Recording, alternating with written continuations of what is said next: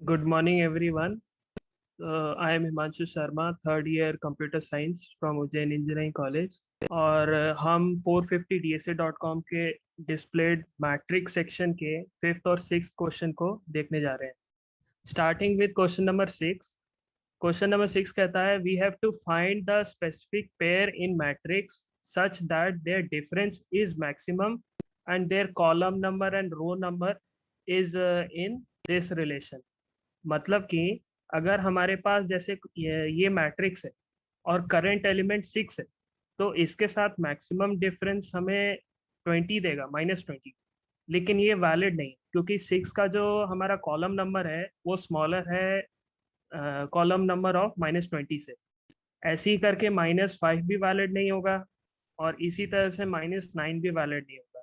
लेकिन हमारा -8 जो इस एरिया में है वो वैलिड होगा. तो हम कह सकते हैं अगर 6 ओरिजिन है तो उसके सेकंड क्वाड्रेंट में हमें उसका मिनिमम मिलेगा जो हमें मैक्सिमम डिफरेंस देगा एज अ रिजल्ट. इसी तरह से -5, तो उसके लिए हम इस रीजन में सर्च करेंगे. लेकिन हमारे पास कुछ बॉर्डर लाइन केसेस भी आते हैं जहां पर फर्स्ट कॉलम और फर्स्ट रो के लिए कोई मैक्सिमम एग्जिस्ट नहीं करता है, कोई भी वैलिड मैक्सिमम एग्जिस्ट नहीं करता है. ठीक. कीपिंग दिस इन माइंड, जो हमारा सॉल्यूशन है उसको हम पैक नहीं करने के लिए हिमांशु, क्लास में एक डिक्लेयर बार कर एक देते हैं. बार एक बार और जैसे प्रॉब्लम स्टेटमेंट पढ़ के बताओ कि मतलब उसके ऊपर वाले क्वाड्रेंट में आपको ढूंढना है, मतलब जो उसका डायगोनली अपोजिट क्वाड्रेंट है उसमें आपको ढूंढना है, राइट? हाँ सर, तो सेकंड क्वाड्रेंट वही होता है. हाँ, तो वही डायगोनली अपोजिट क्वाड्रेंट में आपको मैक्सिमम ढूंढना है. ठीक है. हाँ सर, मैथमेटिक्स के हिसाब से वो सेकंड क्वाड्रेंट हो जाए. So keeping this in mind, हमारा जो सॉल्यूशन है उसको स्टार्ट करने के लिए सबसे पहले हम मैट एक एक टैबुलेशन एक इसको सॉल्व करने के लिए हम डायनेमिक प्रोग्रामिंग टैबुलेशन मेथड से करें. इसके लिए हम सबसे पहले एक मैट्रिक्स इनिशियलाइज करते हैं जिसका नेम होगा क्वाड टू मिनिमम. ठीक. और इनिशियलाइजेशन के साथ साथ हम current minimum current maximum difference और जिसने वो मैक्सिमम डिफरेंस दिया उस लोएस्ट वैल्यू को हम स्टोर करते जाएंगे. इसको इनिशियलाइज किया तो अभी हमें क्वाड टू मिनिमम मैट्रिक्स है, इसको उसका रो इनिशियलाइज करना है और उसका कॉलम इनिशियलाइज करना है. रो इनिशियलाइज करने के लिए हम 1 1 1 फर्स्ट रो फर्स्ट कॉलम से स्टार्ट करेंगे, दैट इज 3. जहाँ पर आप देख सकते हैं this 1 and I is also starting from 1 and it will ये 3 से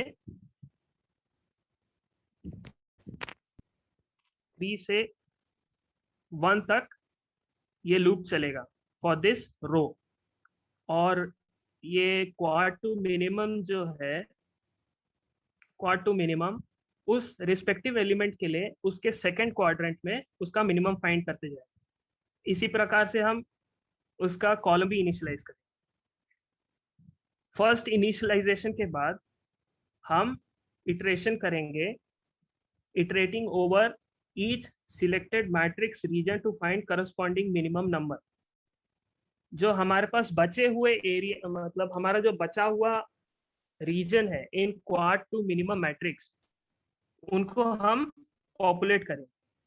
उसको पॉपुलेट करने के लिए हम एक डायगोनल बैकबोन पे चलेंगे जो कि डायगोनली जाएगा. एक मैट्रिक्स में डायगोनल होता है और हम उस डायगोनल को पॉइंट करके वहां से हम आगे बढ़े.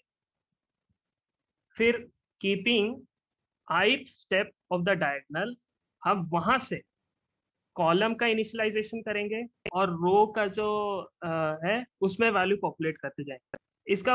इसकी वैल्यूज भरने का ये प्रोसीजर है. ये वाली वैल्यू ये वाले सेल का वैल्यू डालना है. तो we have to take 1 step forward and note this value and फिर उसी पॉइंट पे आके we have to go 1 step left.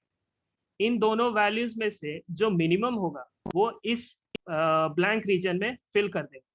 ऐसी करके हम ये दूसरे वाले जो खाली जगह है क्वाड टू मिनिमम में, यहाँ पर आएंगे और वही स्टेप फिर से दोहराएंगे. 1 step forward, coming back and 1 step left. इन दोनों वैल्यूज को कंपेयर करके जो मिनिमम होगा इसको यहाँ स्टोर करते हैं। ऐसे हमारा ये पूरा रो भर जाएगा। हम उसी तरह से मतलब सॉरी, इसी तरह से हमारा कॉलम भर जाएगा ये वाला, और इसी प्रोसीजर को रो वाइज चलाएंगे। वही मतलब one step forward, coming back, one step left, उन दोनों को कंपेयर करके जो मिनिमम होगा उसको यहाँ लिख देंगे। ठीक, फिर हमारा जो डायगोनल बैकबोन पे चलते चलते ये सारी वैल्यूज पॉपुलेट हो जाएंगी, this for the column and this one for the row. Populate करने के बाद जो पॉपुलेट करते वक्त ही, सॉरी, एक पॉइंट आपको नोट करना भूल गया कि जब हम ये वैल्यूज पॉपुलेट करते हैं तब हम करंट डिफरेंस को नोट करते हैं, और अगर वो डिफरेंस हमारे जो प्रीवियसली स्टोर्ड मैक्सिमम डिफरेंस से ज़्यादा होगा तो हम उसको स्टोर कर लेंगे, और जिस लोएस्ट वैल्यू ने हमें ये मैक्सिमम डिफरेंस दिया उसको भी ये लो वेरिएबल में स्टोर कर लेंगे। इसी प्रकार से रो में भी हम यही प्रोसीजर करें।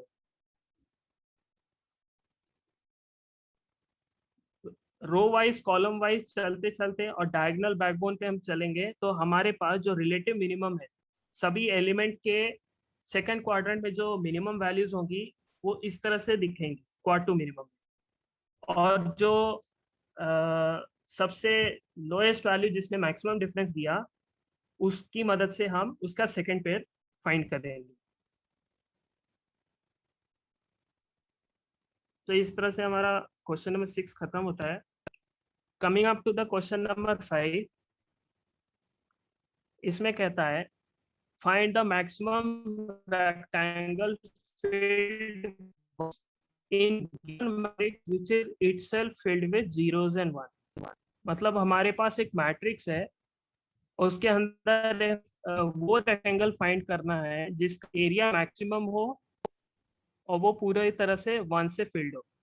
लेकिन इसको समझने से पहले हमें एक दूसरा क्वेश्चन समझना होगा ताकि वो समझने में आसानी हो। इस क्वेश्चन का है कि it is about to find the rectangle which is having maximum area in the histogram.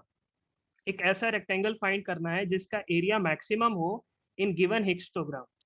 तो जैसे फॉर एग्जाम्पल हमारे पास ये हिस्टोग्राम है जिसकी जो वैल्यूज है 1 4 6 2 3 5, और इसमें जो रेक्टेंगल है जिसका मैक्सिमम एरिया पॉसिबल होगा वो ये रेड रीजन है, और इसका वैल्यू 10 है। कीपिंग दिस इन माइंड, हमें इम्प्लीमेंटेशन से पहले एक बात हमें ये ध्यान रखनी है कि अगर हमारे पास एक रेक्टेंगल है जिसका एरिया मैक्सिमम है, वो हमेशा एक बार पूरी तरह अंदर रखेगा। जैसे हम यहाँ देख सकते हैं द बार विथ हाइट 2 हमारे मैक्सिमम रेक्टेंगल में पूरी तरह से उसके अंदर आती है। तो इसी फंडा को हम आगे रखते हुए क्या करेंगे, हर एक बार के लिए हम कंसिडर करेंगे कि यहाँ से ऐसा रेक्टेंगल ढूंढो जो इस बार को पूरी तरह कंसील करे और वो पूरी तरह से रेक्टेंगल फॉर्म करे। अगर हम यहाँ से स्टार्ट करते हैं तो ये पूरी तरह ये बॉटम एरिया को कवर करेगा, और अगर हम इस सेकेंड बार जिसकी हाइट 4 है यहाँ से इसको पूरी तरह कंसील करेंगे तो ये 4 और ये 5th के ये मतलब 6th के इस एरिया तक आएगा। तो इसका एरिया जो होगा वो शायद से होगा 8। ऐसे हम स्टेप्स को इटरेट करते जाएंगे, लेकिन वो एरिया उस बार को पूरा कंसील करने के बाद जो एरिया बनता है उसको कैसे फाइंड करेंगे। उसको फाइंड करने का ये तरीका है, हमारे पास जो बार है उसके हम लेफ्ट में जाएंगे और जो बार हमारी करंट वैल्यू से छोटी होगी हम उसका इंडेक्स नोट कर लेंगे।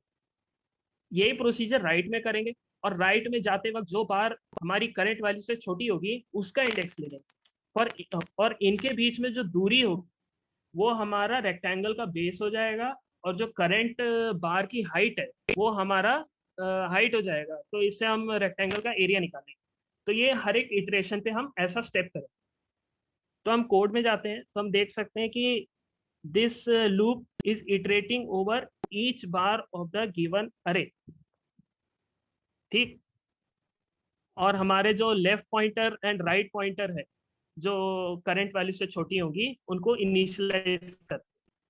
अब हम सबसे पहले लेफ्ट वैल्यू फाइंड करेंगे जो करंट वैल्यू से लेफ्ट में स्टार्ट होते हुए मिनिमम तक ढूंढेगी, और राइट बार को फाइंड करेंगे स्टार्टिंग फ्रॉम i+1, यहाँ मतलब करंट वैल्यू से एक आगे बढ़ के हम फाइंड करेंगे। फिर क्या करेंगे हम, जब हमें ये दो चीजें मिल गई तो हम करंट रेक्टेंगल का एरिया फाइंड करेंगे जो हम पॉसिबल जो बना सकते हैं, और उसको करंट मैक्सिमम से जो अभी तक का मैक्सिमम है उससे कंपेयर करेंगे। अगर उससे बड़ा हुआ तो उसके अंदर उसको स्वैप कर देंगे। तो जो गिवन हमारे पास हिस्टोग्राम था उसके लिए हमारे पास maximum area possible for a rectangle is 10, जो कि ये रीजन। अब हमारा जो क्वेश्चन था पहला कि हमें मैट्रिक्स में वो रेक्टेंगल फाइंड करना है जिसका मैक्सिमम एरिया हो और पूरी तरह से 1 से भरा हो, उस पे आते हैं। तो उसका भी करने का यही फंडा है, उसमें हिस्टोग्राम का यूज होता है, लेकिन उससे पहले एक स्टेप करना होता है कि जो करंट हम ना जो नंबर ऑफ इसमें जितनी रोज हैं उसके ऊपर आइटरेट करेंगे, और हमारे पास एक दूसरा अरे होगा जिसमें हम सबसे पहले तो फर्स्ट रो को डाल देंगे, फिर इसको हम हिस्टोग्राम की तरह ट्रीट करेंगे और प्रीवियस जो हमारा कोड है उसको उसमें सप्लाई करके यहाँ पर जो मैक्सिमम एरिया है possible for a rectangle find करेंगे। ठीक, फिर हमारे पास जो दूसरा रो आता है फ्रॉम द मैट्रिक्स उसको हम इसमें ऐड करेंगे। ऐड करने का ये प्रोसीजर है कि अगर रो में मैट्रिक्स की रो में 1 है तो उसको ऐड कर देंगे, अरेज में जो करस्पॉन्डिंग इंडेक्स पे जो वैल्यू है इसके अंदर ऐड कर देंगे। और अगर वहां पर 0 हुआ तो वहां पर ऐड करने के बजाय अरे में जो स्पेसिफिक इंडेक्स है वहां पर हम 0 भर देंगे। जैसे यहाँ पर देख सकते हैं यहाँ तक तो सारी चीजें प्लस हो रही थी, लेकिन जैसे ही यहाँ पर आते हैं जहाँ 1 1 0 0 है तो प्रीवियस वैल्यू से तो प्लस हो गई, लेकिन जहाँ पर 0 है वहां पर हमने 0 भर दिया। तो इसी प्रोसेस को करते करते हमें हर एक स्टेप को एज अ हिस्टोग्राम क्रिएट करना है, और हर एक स्टेप पे maximum area possible for a rectangle को फाइंड करना है, और जो लास्ट में बचेगा उसको रिटर्न कर देना। तो वही चीज हमने यहाँ पर किया है कि हमने सबसे पहले जो अरे है जो जो हिस्टोग्राम होल्डर है उसको इनिशियलाइज किया। इनिशियलाइज करने के बाद हमने उसमें पहला रो उसमें ऐड किया। ठीक, ऐड करने का प्रोसीजर तो मालूम है, और जो हमारा हिस्टोग्राम का कोड था उसको इम्प्लीमेंट कर दिया। वही सेम चीज है, हिस्टोग्राम वाला ही इसमें यहाँ पर यूज किए। हर एक रो से हमें ये प्रोसीजर अप्लाई करने के बाद हमें जो मैक्सिमम एरिया मिलेगा वो होगा इस पूरे मैट्रिक्स में मैक्सिमम फॉर अ रेक्टेंगल। लेकिन जो हमारा कोड है इसका टाइम कॉम्प्लेक्सिटी का एक इशू है। इसकी time complexity order of n³ है, जो कि अच्छी नहीं है, लेकिन हम इसको इम्प्रूव कर सकते हैं बाय यूजिंग मोनोटोनिक स्टैक। तो उसका उसको समझाने के लिए जो हमारा प्रीवियस हिस्टोग्राम में मैक्सिमम रेक्टेंगल फाइंड करने का मेथड था उसी को ऑप्टिमाइज करते हैं, क्योंकि वहीं पर ही ऑप्टिमाइजेशन वर्क करे। तो इस ऑप्टिमाइजेशन में हम मोनोटोनिक स्टैक का यूज करते हैं, और हर एक इंडेक्स के लिए दो चीजें होंगी, या एक लेफ्ट मिनिमम होगा एक राइट मिनिमम होगा, तो उसके लिए दो अरे इनिशियलाइज करते हैं, और current maximum area is 0 for the, और जो हमारा आई है पूरी अरे के लिए इटरेट करेगा, और जो लेफ्ट मिनिमम है उसको फाइंड करेगा। फाइंड करने का ये प्रोसेस है कि जैसे स्टैक के अंदर अगर कोई एलिमेंट नहीं है तो मतलब हमारे गिवन एलिमेंट के लिए कोई भी लेफ्ट मिनिमम नहीं, तो उसकी जगह, उसके जो लेफ्ट मिनिमम है उसकी जगह -1 डाल देंगे और स्टैक के अंदर इसी नंबर को पुश कर देंगे। लेकिन अगर स्टैक एम्प्टी नहीं है तो हमें स्टैक को तब तक पॉप करना है जब तक स्टैक के जो टॉप पे नंबर, स्टैक के जो टॉप पे इंडेक्स है, उस इंडेक्स पे जो बार आता है उसकी हाइट करंट बार से कम हो। तो हमने वही चीज यहाँ पर की है। पॉप करने के बाद हम चेक करते हैं, या तो स्टैक में एलिमेंट मिला नहीं इसलिए खाली हो गया, तो उसके लिए हम फिर से -1 डाल देते हैं और करंट एलिमेंट को पुश करते हैं। लेकिन अगर हमें वो एलिमेंट मिल जाता है तो उस एलिमेंट को पर्टिकुलर आई का लेफ्ट मिनिमम बना देते हैं। और जो हमारा करंट इंडेक्स है आई, उसको स्टैक में पुश कर देते हैं। इसको हम सारे एलिमेंट ऑफ गिवन अरे के लिए रन करेंगे तो हमें उसका मिनिमम, लेफ्ट मिनिमम मिल जाएगा। इसी प्रोसेस को हम राइट में करते हैं, लेकिन राइट में ये करना का है कि हमें राइट टू लेफ्ट जाना। लेफ्ट में हमने लेफ्ट टू राइट गए थे, यहाँ पर हमें राइट टू लेफ्ट जाना है। और इसमें हम ये करते हैं कि राइट में अगर मिनिमम नहीं मिला तब हम राइट मोस्ट पोजीशन को, ये इंडेक्स नहीं है, राइट मोस्ट पोजीशन को राइट बना देते हैं और स्टैक में करंट इंडेक्स को पुश कर देते हैं। लेकिन अभी हमें उस पर्टिकुलर एलिमेंट के लिए लेफ्ट भी मिल गया, राइट भी मिल गया, तो हम उसका एरिया फाइंड करेंगे। मतलब वहां पर जो रेक्टेंगल बनेगा उसका एरिया फाइंड करेंगे, और अगर ये हमारे मैक्सिमम से बड़ा हुआ तो उसमें स्वैप कर दें। वही चीज है यहाँ। फिर मतलब हमारा पहला केस था अगर स्टैक एम्प्टी है तब ये करेंगे, और अगर स्टैक एम्प्टी नहीं है तो तब तक पॉप करेंगे जब तक हमारा स्टैक का जो टॉप एलिमेंट है वो हमारे करंट बार से छोटा ना हो। और अगर स्टैक में ऐसा कोई एलिमेंट नहीं मिलता तो हम उस लास्ट पोजीशन को उसका राइट मिनिमम बना देते हैं और स्टैक में करंट एलिमेंट को पुश कर देते हैं। लेकिन अगर हमें वो एलिमेंट मिल जाता है तो हम टॉप ऑफ द स्टैक को राइट मिनिमम बना देते हैं उस पर्टिकुलर ith इंडेक्स के लिए, और स्टैक में उसको पुश कर देते हैं। तो मतलब हम प्रीवियसली फाउंड मिनिमम को स्टोर करते हैं और उसी का यूज करते जा रहे हैं। सो इस प्रोसेस में हम जब इस गिवन हिस्टोग्राम को पास करते हैं तो हमें जैसे 1 के लिए कोई भी लेफ्ट मिनिमम नहीं है तो -1 है, और 1 के लिए जो राइट मिनिमम है वो है वो भी यहाँ पर अवेलेबल नहीं है, तो ये पोजीशन 6 है। 4 के लिए लेफ्ट मिनिमम 1 है तो इसका इंडेक्स 0 हो गया, और 4 के लिए राइट मिनिमम है 2 तो उसका इंडेक्स है 3। और जो हमारा एरिया निकालने का मेथड है right minus left plus 1 into current the height of current bar, उससे हम उस रीजन में पॉसिबल रेक्टेंगल का एरिया निकालते हैं। ये हमारा हिस्टोग्राम का मेथड हो गया यूजिंग मोनोटोनिक स्टैक।